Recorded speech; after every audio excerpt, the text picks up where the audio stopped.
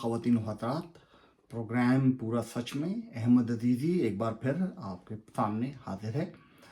आज का ये तीसरा एपिसोड है और ये प्रोग्राम सॉल्यूशन बेस्ड प्रोग्राम है, जिसमें हम सिर्फ पाकिस्तान के मसाइल जो चीदा हम अपने प्रोग्राम्स में हाईलाइट कर चुके हैं उसके हल तजवीज़ कर रहे हैं। और उसके हल को तजवीज़ करने के लिए हमने अपने पिछले प्रोग्राम में जो ख़वातीन हज़रात हमारे साथ इस एपिसोड में पहली बार जुड़े हैं उनको इसको पूरी तरीके से अंडरस्टैंड करने के लिए हमारी गुज़िश्ता दो एपिसोड्स को देखना ज़रूरी है, जिससे वो ये जान सकेंगे कि आज हम किन चीज़ों के ऊपर बात करने जा रहे हैं। तो हमने लास्ट एपिसोड में पिन पॉइंट किया था कि हमारे सबसे बड़े मसाइल में से एक मसला पाकिस्तान आर्मी हमारे मुल्क के अंदर जिसके इनग्रेस इस कदर हमारे सिस्टम में पेनिट्रेट कर चुकी है, जिसकी वजह से जो गवर्नमेंट इंस्टीट्यूशंस हैं वो डिसफंक्शनल से होकर रह गए और ओवरऑल पार्लियामेंट्री सिस्टम वर्क नहीं कर पाता। एक कर्नल लियाकत पूरी पार्लियामेंट को इंगेज करके रखते हैं और उसको चला लेते हैं। तो ऐसे में हमें कैसे उनसे निगोशिएट करना है, कैसे बात करनी है, इसके लिए मैंने आपसे अर्ज़ की थी कि हमने इसके पैरामीटर सेलेक्ट किए हैं और एआई के थ्रू हमने ये जो भी हमारी फाइंडिंग्स हैं आज मैं उसको आपके सामने प्रेजेंट करता हूं। और हमने इसको स्लाइड के शेप में इसको तरतीब दिया है, तो आपके सामने स्लाइड आएगी, हम इसको प्रेजेंट करते हैं। आज ये नुक्ता जानने की कोशिश करेंगे सबसे पहले कि आखिर क्यों पाकिस्तान की फौज जो कि वो इदारे जो कि स्टैब्लिश हैं वो मुल्क में पॉलिटिकल जो इन्वॉल्वमेंट है जो उनकी आखिर वो क्यों है, और हम उनको कैसे परसुएट कर सकते हैं कि वो अपनी इस इन्वॉल्वमेंट से वापस आ जाएं और रिट्रीट करें और ये रूम पॉलिटिकल पार्टीज़ के लिए छोड़ दें। तो आया हम किन बुनियादों पर उनको परसुएट कर सकते हैं, आज हम इसके ऊपर बात करेंगे कि आखिर वो क्यों अपने पर्क्स एंड प्रिविलेज छोड़ेंगे, हम उनको कैसे किन किन बुनियादों पे उनसे ये निगोशिएट करेंगे। हमारे जो भी सोशल सिविल सोसाइटी के एक्टिविस्ट हैं, हमारे पॉलिटिकल पार्टीज़ हैं, कैसे उनको एक टेबल पर आके ये बात निगोशिएट करनी है, उसका आज हम एक पूरा फ्रेमवर्क देते हैं आपको। और आज इसको हम अपनी फ्यूचर के प्रोग्राम्स में तफसील से बहस का मौजू बनाएंगे और उसके बाद इसके ऊपर जो भी इसकी डिटेल सॉल्यूशंस हैं उसके ऊपर बात करेंगे। तो सबसे पहले स्टार्ट करते हैं कि मैं आपके सामने इसको रीड आउट करता हूं और आपके सामने स्लाइड आएगी, आप देखिएगा इसके अंदर कि solution of our complex military and political issues, इसके ऊपर हम अब बात कर रहे हैं। So the question arises, why would army leave its perks and privileges and stay neutral in politics? The answer lies is the Pakistani army willingness to listen to and act upon the advice mentioned would depend on various factors, including the geopolitical context, internal dynamics, and perceived benefit of such actions. Here are some considerations. So number one consideration for army would be stability and security of the country. Pakistani military has historically positioned itself as a guardian of the country's stability and security. If the proposed advice ensures a more stable and secure environment, the military might be inclined to cooperate. A peaceful and economically prosperous Pakistan could be seen as conducive to the military interest. ये number one हमारी reasoning होगी, जिनकी basis के ऊपर हम उनसे negotiate करेंगे, बात करेंगे, उनको समझाएंगे और हम अपनी डोमेन जो भी स्टेक्स होल्डर हैं वो अपनी अपनी डोमेन पे काम करेंगे। जुडिशरी हो, पार्लियामेंट हो, फोर्सेस हों, उनका क्या पॉजिटिव रोल होगा, वो अपने पॉजिटिव रोल्स में वापस जाएंगे। Number two, why they could be persuaded is the external pressure and incentives. International pressure and incentive from influential countries like the US, EU, and UK could play a role.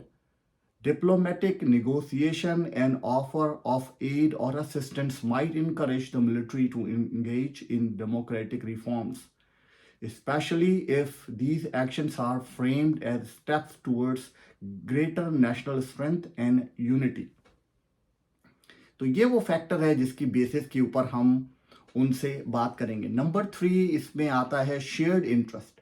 If the military leadership sees that proposed reforms aligned with its own interest, such as maintaining a strong national defense, countering extremism and terrorism, and securing economic growth, they might be more open to considering the advice. Number 4, public sentiment. Number 4 is public sentiments.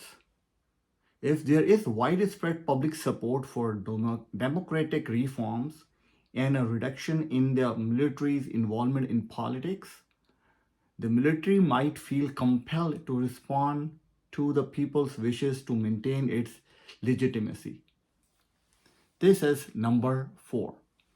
Number 5 is institutional legacy. Pakistani military leaders may be aware of the historical precedents where military interventions in politics have led to negative outcomes. If they value the long-term stability and reputation of the military institution, they might be more willing to transition to a more traditional role of national defense. Number 6, coordinated approach. International actors should engage in a coordinated approach which might involve diplomatic efforts, economic incentives, and technical assistance for security sector reform. A unified stance from multiple influential nations could increase the impact of the advice. So very pinpoint and accurate. Number 7 is gradual transition. This is the most important in this list. The military might be more receptive to gradual transition that allow them to retain a role in national security while gradually reducing their influence in domestic politics. This could be a way to address concern about relinquishing perks and privileges too abruptly. Number 8, dialogue and negotiation. Engaging in an open dialogue and negotiation with military leaders to address their concern and provide assurances about their future role and interests could increase the likelihood of cooperation. These are the 8 factors that will definitely affect the role and we can persuade our national military leadership. अच्छा ख़वातीन और हज़रात, हमने आपके सामने ये नुक्ता रखा कि आखिर किन बेसिस पे हम मिलिट्री लीडरशिप को परसुएट कर सकते हैं कि वो कोऑपरेट करें टुवर्ड्स डेमोक्रेसी और इनको कैसे थोड़ा रिट्रीट करना है और अपनी डोमेन में वापस जाना है और पॉजिटिव रोल पाकिस्तान के लिए प्ले करना है. हम उनको किन बुनियादों पर उनका एतमाद हासिल कर सकते हैं और हमारे पॉलिटिशियंस का क्या रोल होना चाहिए. तो हम ये सब जानते हैं कि हमारे पॉलिटिशियंस ही ख़राबी की एक वजह हैं और हमारे पार्लियामेंटेरियंस ही ख़राबी की एक वजह हैं. हमारे सेनेटर्स क्या रोल अदा करते हैं, वो किस तरह इलेक्ट होकर आते हैं. आधे पाकिस्तान को तो ये पता भी नहीं है कि कितने एमपीएस बलूचिस्तान के वोट देंगे तो एक सेनेटर बलूचिस्तान से आएगा और पंजाब में वो नंबर क्या होगा और सिंध में क्या होगा और केपी में क्या होगा. इसकी आम पाकिस्तानी को तो अंडरस्टैंडिंग भी नहीं है. तो अगर हमारे वो 102 सेनेटर्स और हमारे अपर हाउस के, हमारे नेशनल असेंबली के पार्लियामेंटेरियंस, हमारे प्रोविंशियल पार्लियामेंटेरियंस जितने भी हैं, ये ही वो स्टेटस को है जो इस निज़ाम का बेनिफिशरी है और यही वो लोग हैं जो कि पूरे तरीके से मैं सबको जो है वो एक स्ट्रोक में जो है वो ना कोई स्वीपिंग स्टेटमेंट नहीं देना चाहता. उनमें बहुत से ऐसे अच्छे लोग हैं जो काम करना चाहते हैं, बट अगेन वो सिस्टम के हाथों जो है वो बिल्कुल हेल्पलेस हैं और वो चाहते हुए भी कंट्रीब्यूट पॉजिटिवली नहीं कर सकते। बट जो कुछ भी मुल्क आगे बढ़ा है बेसिकली वो बढ़ा तो पॉलिटिशियंस की पॉजिटिव एफर्ट से ही है ना। और इसी डेमोक्रेटिक सिस्टम है ही ये कि आहिस्ता आहिस्ता इस सिस्टम के अंदर इम्प्रूवमेंट आती है और ये once the wheel start rolling और विदाउट एनी इंटरप्शन ये रोल करता रहेगा तो इसके अंदर से जो जिस तरह से एक जिनिंग मशीन होती है कि इसके अंदर आप कॉटन डालते हैं तो उसके अंदर से जो कॉटन बड्स अलग हो जाते हैं और कॉटन अलग हो जाती है, इसी तरह से ये गंदगी दूर उस वक्त होगी जब ये प्रोसेस कंटिन्यूसली चलता रहेगा और इसके अंदर कोई इंटरप्शन नहीं आएगी। ये इंटरप्शन की वजह से हमारे इस पॉलिटिकल सिस्टम के अंदर से वो गंद बाहर नहीं जा सका है और वो बार बार री इलेक्ट हो जाता है। अगर ये प्रोसेस चलता रहेगा तो ये over a period of time ये सारा गंद साफ हो जाएगा और हमारे पास बेहतर लोग आ जाएंगे, इसी सिस्टम के अंदर से आ जाएंगे। तो लिहाजा पहला स्टेप हमने बात करी कि आखिर हम फौज को किन बुनियादों पे परसुएट करेंगे, वो हमने कर लिया। Now what needs to be done, हम एज अ नेशन क्या करें, हम इन पॉलिटिकल फोर्सेस को कैसे एक प्लेटफॉर्म पे लेकर आएं और इनको बोलें कि ये रोज़ाना की जो छोटी छोटी लड़ाइयाँ एक दूसरे के ख़िलाफ़, जिससे कि ये end of the day nation नुकसान उठा रही है, पॉलिटिकल पार्टी खुद नुकसान उठा रही हैं, एक दूसरे को नुकसान पहुंचाने के चक्कर में ये सब खुद अपनी डोमेन लूज करती हैं। तो इनको किन बेसिस पे और वो कौन से फोरम्स होंगे जो इनको प्रेशराइज करेंगे और इनको एक प्लेटफॉर्म पे लेकर आएंगे, इसके लिए आपके जितने भी मैं आपको लिस्ट करता हूँ, जितने भी आपके पास सिविल लिबर्टीज़ के इंस्टीट्यूशन हैं, आपके पास ये इंटरनली होगा ये एक्सटर्नली होगा, दोनों फैक्टर इन्वॉल्व होंगे और हम इनको परसुएट करेंगे, इनको पुश करेंगे और इनको अलाइन करेंगे कि आप इन बेसिस के ऊपर आगे बढ़ें और काम करें। वो क्या होंगी? तो हमारे जितने भी सोशल और सिविल सोसाइटी के एक्टिविस्ट हैं उनको आगे बढ़ना पड़ेगा। हमारे पास आसमा जिलानी साहिबा मरहुमा, अल्लाह उनको जन्नत फिरदौस में जगह दे, वो अब नहीं रही हैं।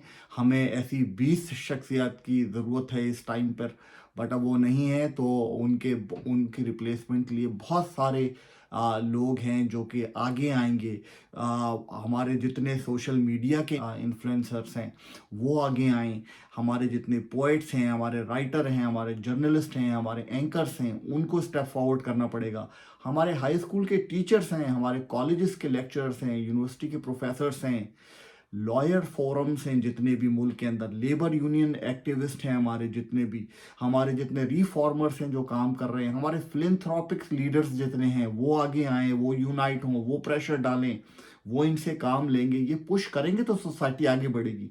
क्योंकि ये 20,000 लोगों तक ये मैसेज जाना है, वही मूवर और शेकर हैं। बाकी तो नीचे कौम रियाया है वो बेचारी, उसको तो किसी को फॉलो करने के इंतजार में बैठी हुई आज से 70 साल से, लीडरशिप ही ढूंढ रही है, लीडरशिप उसको ट्रू मिलती नहीं है। तो हमारी सिविल सोसाइटी को आगे बढ़ना पड़ेगा जो कि अपना रोल अब उस तरीके से अदा नहीं कर रही जितना वाइब्रेंटली ये पहले किया करती थी। तो हमारे स्टूडेंट यूनियंस के लोग जितने, पॉलिटिकल पार्टी के यूथ जो हैं वो आगे आएंगे और वो अपना रोल, इंटरनली ये फोर्सेस होंगी जो कि रोल प्ले करेंगी, एक्सटर्नली हमारे पास हमारे जितने फ्रेंड अलाइन जो भी हमारे मुल्क वो कंट्रीज़ जो हमें सपोर्ट करती हैं, जो हमारे किसी भी तरीके से अलाइन है हमारे साथ, वो तमाम कंट्रीज़ तक हमें रीच आउट करना पड़ेगा, उनकी सपोर्ट लेनी पड़ेगी इस प्रोसेस के सिलसिले में। हमारे जितने बैंकिंग इंस्टीट्यूशंस हैं, इंटरनेशनल फाइनेंशियल फोरम्स हैं हमारे, including IMF and all that, उन तमाम लोगों को इस तरफ परसुएट करना पड़ेगा कि हम ये रिफॉर्म्स चाह रहे हैं और हमें इसके लिए जो है वो साजगार माहौल प्रोवाइड किया जाए। उसके अंदर हमारे ओवरसीज़ पाकिस्तानी बहुत बड़ा रोल प्ले कर सकते हैं और वो हम सब मिलकर किन बुनियादों पे करेंगे, वो कौन कौन से स्टेप्स लेने होंगे, वो मैं अब आपके सामने स्लाइड की सूरत में पेश कर रहा हूँ। आप इसको सुनिए और देखिए कि आप इससे किस हद तक आपकी जो भी आ रहा है वो अलाइन है। तो number 1 factor is what the civil society and citizen of Pakistan need to do. Number 1, promoting stable governance and rule of law in the country. ये पैरामाउंट है, पैरामाउंट, इसकी इम्पोर्टेंस से ज़्यादा कोई इम्पोर्टेंट चीज़ मुल्क के अंदर हो नहीं सकती। इसको इम्प्लीमेंट करवाना है, promoting stable governance and rule of law. The first step would be to support Pakistan in strengthening its democratic institutions and promoting the rule of law. This could involve providing technical assistance and capacity building programs to help enhance the functioning of government bodies, improve accountability, and ensure the independence of the judiciary. ये vital है. Number one इसलिए मैंने इसको रखा है. Number two, civil society empowerment. Encouraging the growth of a vibrant civil society is crucial. This includes supporting NGOs, community organizations, and independent media that can serve as check and balance on government power, promote human rights, and raise awareness about democratic principles. ये number two है. Number three इस सिलसिले में electoral reforms. Work with Pakistani leaders to ensure transparent and fair electoral processes. This might involve assisting with voter registration, supporting election monitoring, and help to modernize electoral infrastructure. Number four is सिलसिले में education and awareness. Invest in educational initiatives that promote civic education, political awareness, and critical thinking among Pakistan's population. An informed citizenry is essential for a functioning democracy. Nobody can deny the importance of this. Again, number five is सिलसिले में economic development and job creation. Addressing economic challenges is vital for the stability, encourage investment that creates jobs, foster entrepreneurship, and alleviate poverty. Stable economics tend to support the growth of democratic institutions. This is number 5. Number 6 is सिलसिले में ethnic and religious harmony. इससे ज़्यादा इस मुल्क में कभी ज़रूरत नहीं पड़ी जो आज है. Promote dialogue and initiatives that foster tolerance and respect among Pakistani diverse ethnic and religious communities. A united nation is more likely to embrace democratic values. Number 7, ख़वातीन व हज़रात, इस सिलसिले में counter extremism and terrorism. Collaborate with Pakistani authorities to counter extremist ideologies and terrorism. A secure environment is essential for the growth of democratic institutions and the protection of human rights. Number 8 is सिलसिले में diplomacy and regional cooperation. Work with regional partners to support peace and stability in South Asia. Improve relations with neighboring countries can contribute to Pakistan's internal stability and its ability to focus on democratic reforms. Number 9, human rights advocacy. Emphasize the importance of human rights, gender equality, and freedom of expression. Encourage the government to respect and protect these rights as fundamental component of our democratic society. Number 10, long-term commitment. The transformation of a mature democratic system takes time, of course. The US, EU, and UK should commit to long-term engagement with Pakistan and support continuously monitoring progress and provide assistance as needed. It's important to note that any foreign intervention in the internal affairs of our sovereign country should be respectful and based on collaboration rather than imposition. Additionally, these suggestions are based on general principle and would require detailed discussion with Pakistani leaders and stakeholders to create a tailored and effective strategy.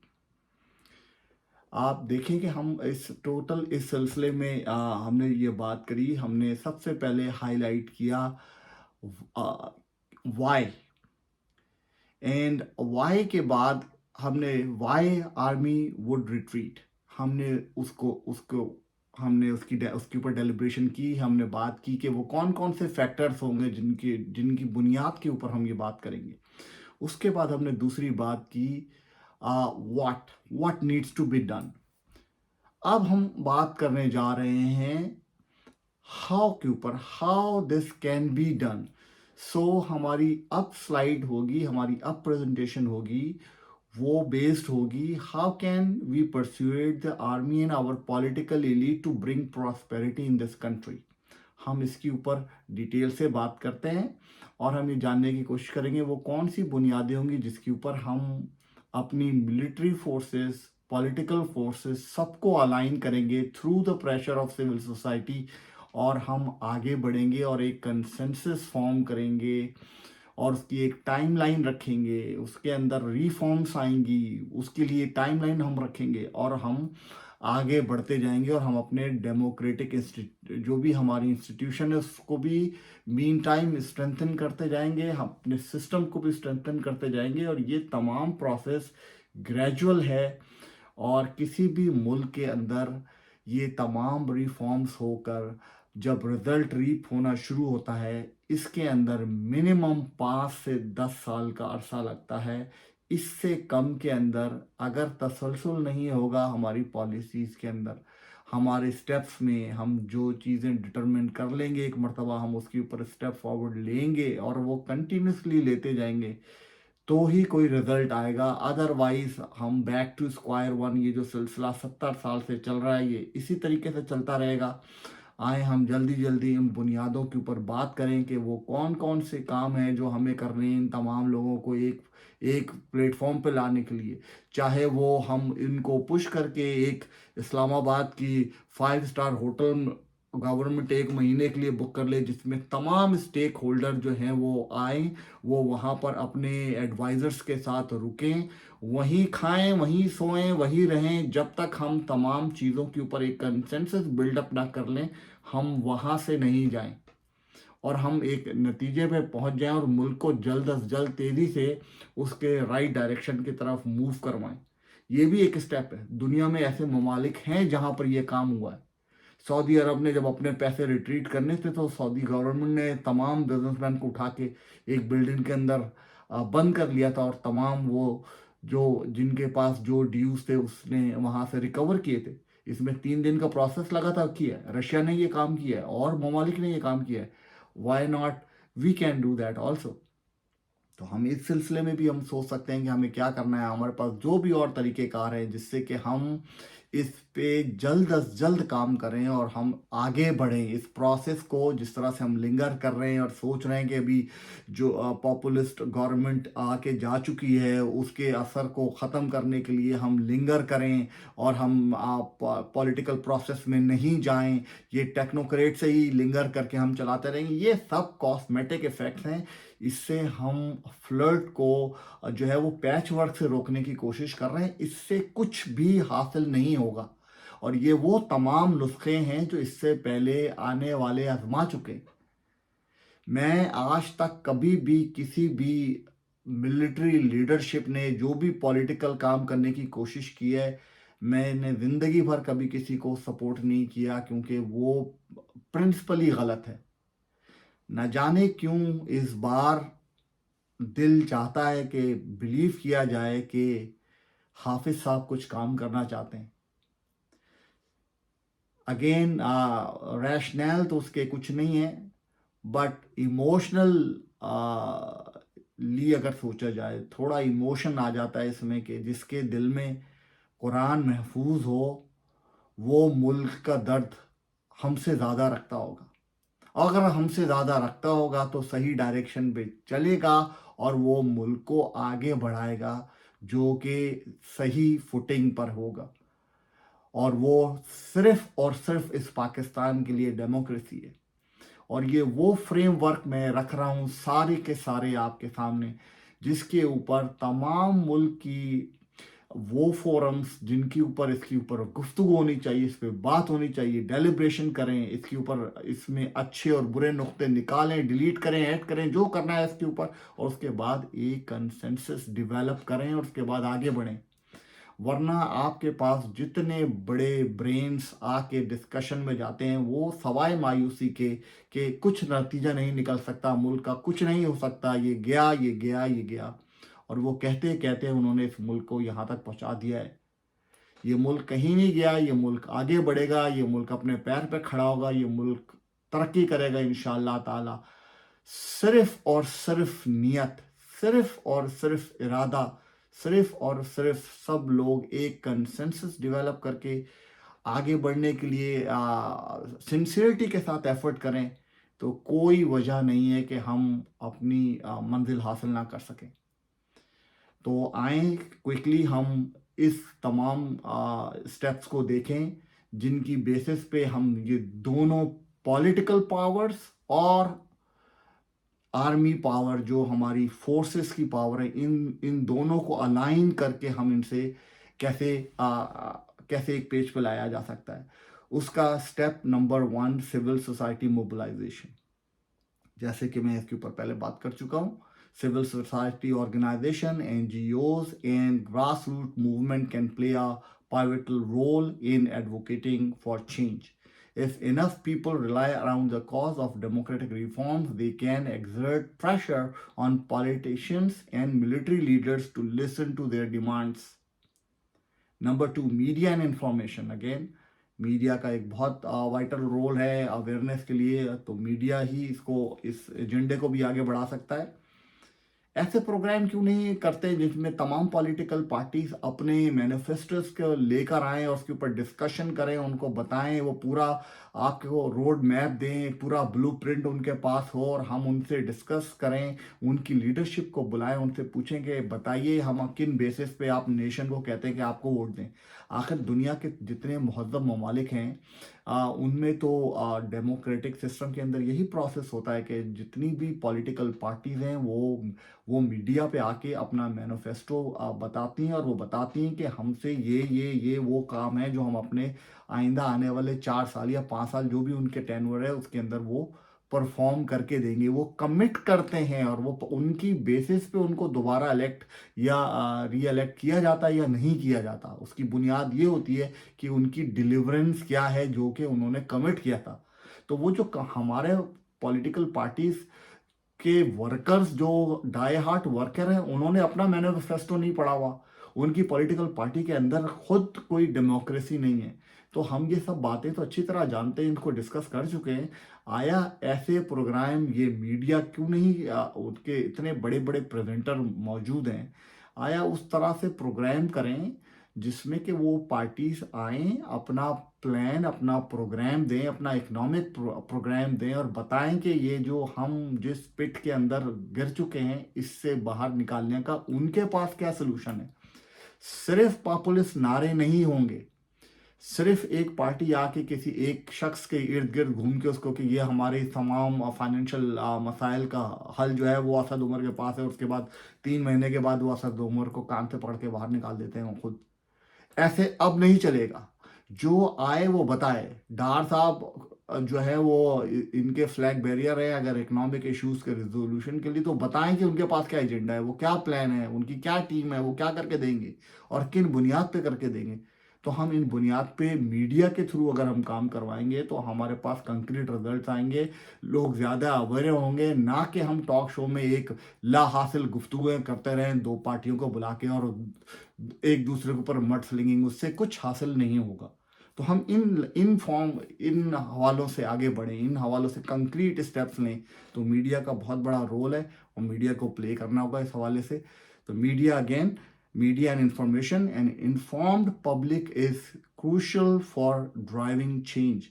Independent media outlets can play a role in educating the public about the benefit of democratic reforms and the cost of the current status quo.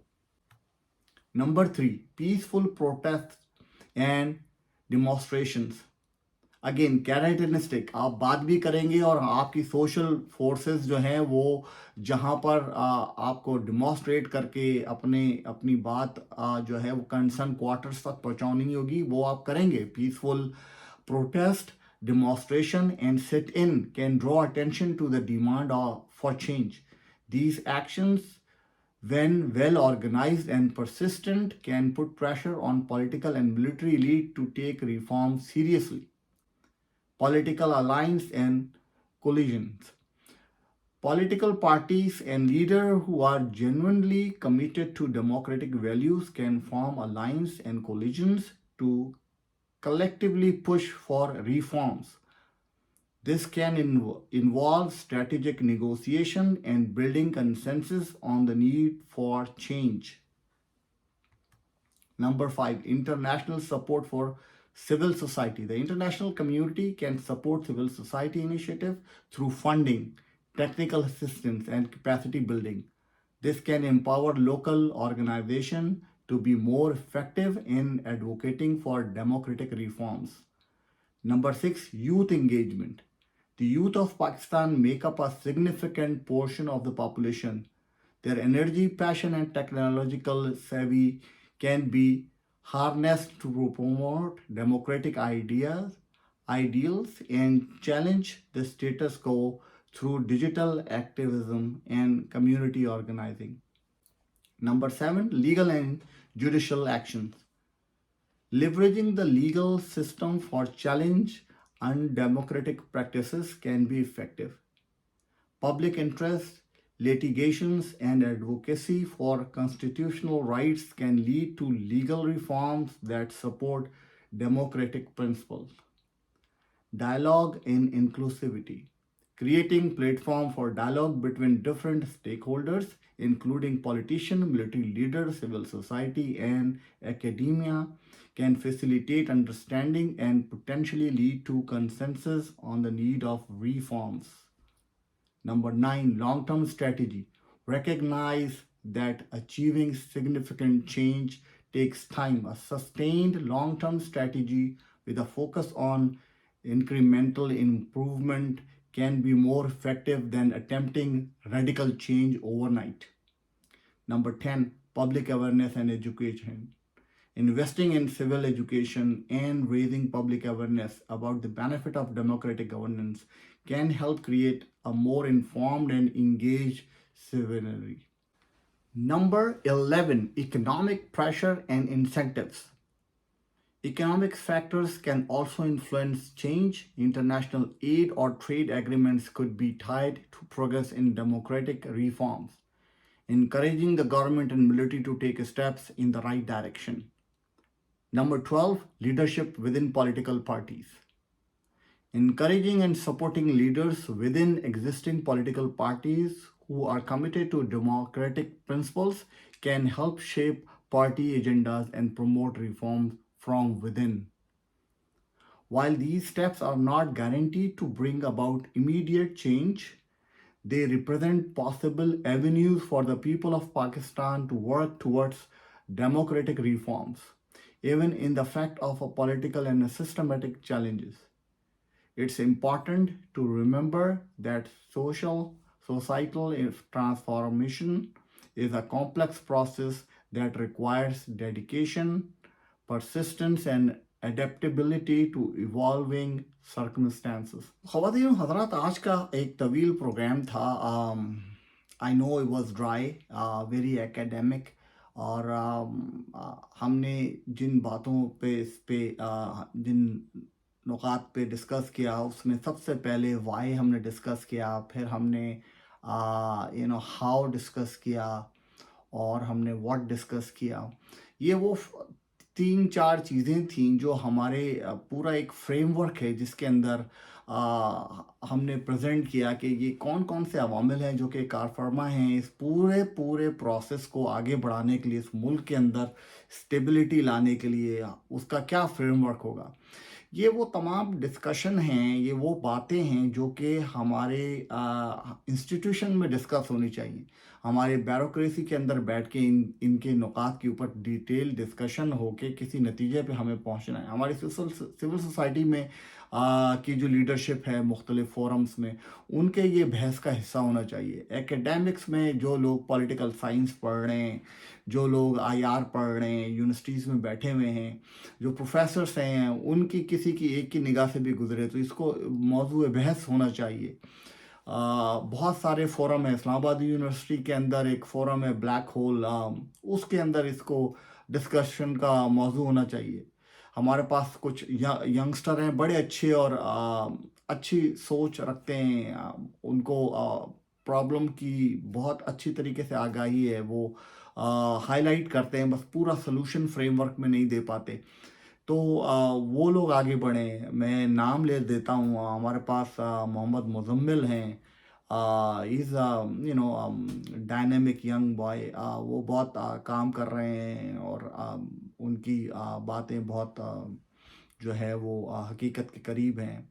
और बहुत सारे लोग हैं जो कि podcast कर रहे हैं, उसके अंदर उनके बड़े सीनियर कैडर के लीडरशिप को बुलाते हैं और उसके ऊपर गुफ्तगू करते हैं। वो बड़ी सिर हासिल गुफ्तगू होती है, बट अगेन वो सब जो है वो सर्कल्स में घूम रही होती है, उससे कोई नतीजा निकाल के रिजल्ट स्टेप बाय स्टेप जिस तरीके से हम बात कर रहे हैं, और जब हम इन सारी बातों के बाद हम जब रिफॉर्म्स पे जाएंगे, जब हम बात करेंगे कि ये मुल्क आया ये 4-5 सूबों से चल सकता है, क्या दुनिया में कोई इसकी ज़मीन, अल्लाह की ज़मीन पे कोई और मुल्क या कोई ऐसी जगह है जहाँ का एक आईजी जो है वो 12 करोड़ इंसानों की ज़िंदगियों की जो हाफिज बना हुआ हो पंजाब सूबे का? ये मुल्क इस तरीके से चल सकता है? इस पंजाब के 5 सूबे बनने, सिंध के अंदर 2 से 3 सूबे बनने, केपी में 4 सूबे बनने, इस मुल्क के अंदर 16 सूबे बनने, तो ये मुल्क बचेगा? तो ये सारी बातें कौन करेगा? हमें इन सारी चीज़ों के ऊपर बात करनी है, हमें उन रिफॉर्म्स के ऊपर बात करनी है।